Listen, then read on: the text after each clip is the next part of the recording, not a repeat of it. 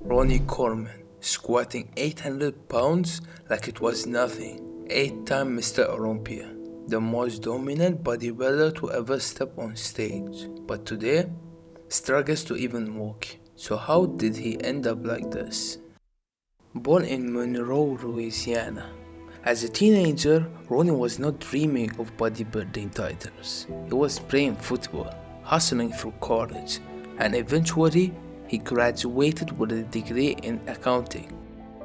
When I got out of college, I started looking for jobs in accounting, and most of the jobs I went on interviews, they all required you to have some kind of experience. I just took pretty much the first thing that came along. The first thing that came along was Domino's Pizza.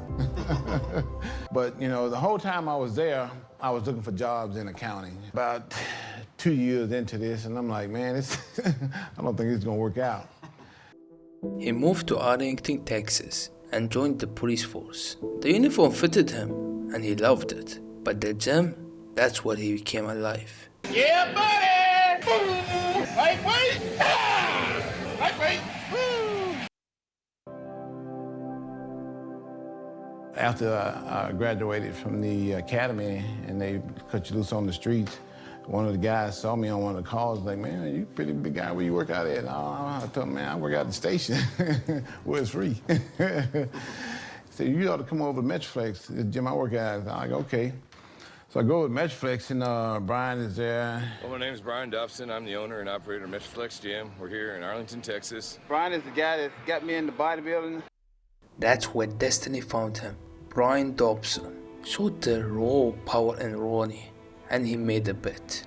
Let me train you for the next competition, he said, and your membership is free for life. And of course, Ronnie said yes.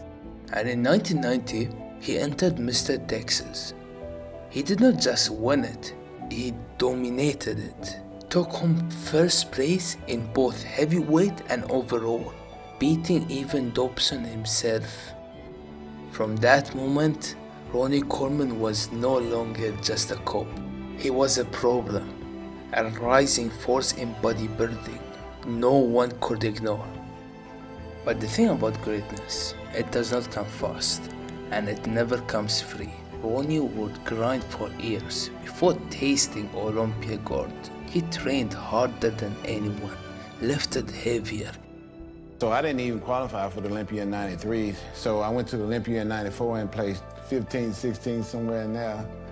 But at least they called me out and compared me to the other guys. So 1995 rolls around and I went to Olympia that year, and I think I placed like 11th, somewhere in there, 12th, somewhere in there. So, you know, I'm moving up in places, and I'm doing a little bit better, you know. In '96, I did pretty good in the Olympia. I ended up in like 7th place that year. So things are getting better and better every year. '97 rolls around, and that year at the Olympia, I got 9th, you know. And then, in 1998, I remember going into the Olympia, they said, Dorian ain't competing this year, so the Olympia's wide open.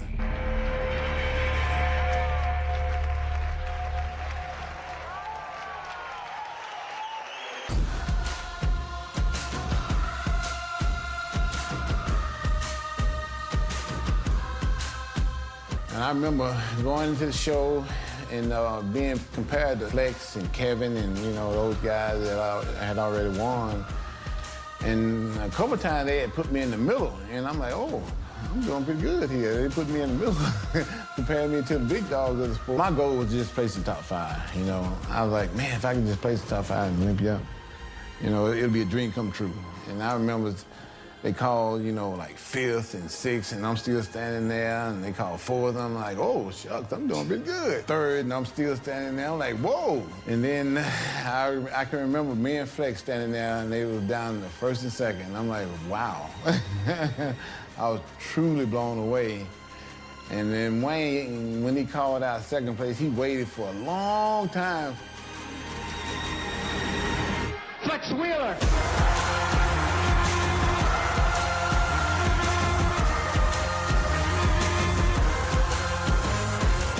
To be at the top, the best in the whole world, you can't get no better feeling in the world than that.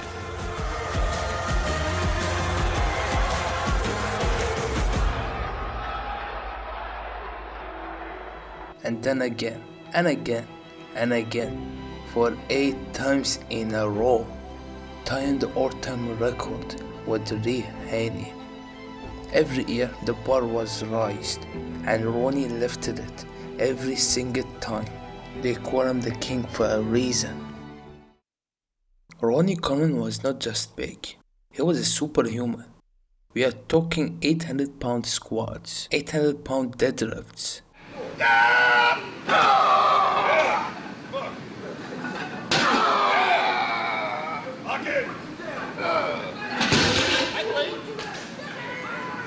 Brutal, punishy workouts that would destroy most men. But behind that smile, that laugh, and that unstoppable energy, his body was breaking.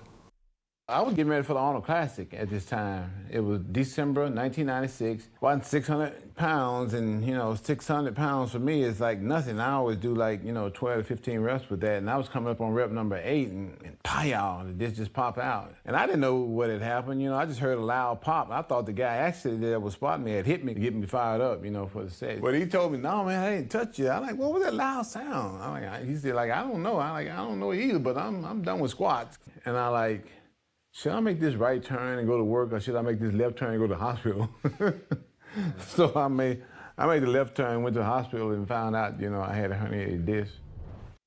Doctors told him to slow down, to rest, but rest was never part of Ronnie's life, so he pushed through it and paid the price. After he retired, Ronnie went through 13 major surgeries, 8 on his back, 3 on his neck, 2 hip replacements. He could not walk without help, and at times could not even stand without unbearable pain. This legend now walks with a cane or a wheelchair, and some days he can barely move. When I do appearances, my pain level goes up to like a 12, 13. It's almost unbearable. It's almost unbearable. I can take the pills too. It helps it a little bit. And like I said, I take about 4, sometimes 5 a day, every single day. So it eases the pain up a little bit for about 3 or 4 hours. And then it comes right back. I take another one.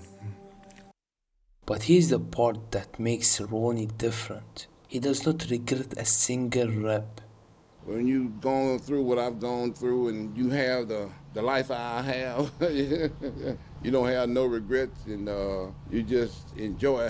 I've had the best life ever, I think I'm one of the luckiest guys in the world. There's nothing I would change. People always ask me, if you can go back and do this again, is there anything that you would change? And I always say, no, nothing. Even now, in pain, with his spine held together by meters, Ronnie still goes to the gym, still works out, because lifting is not what Ronnie Coleman does, it is who he is.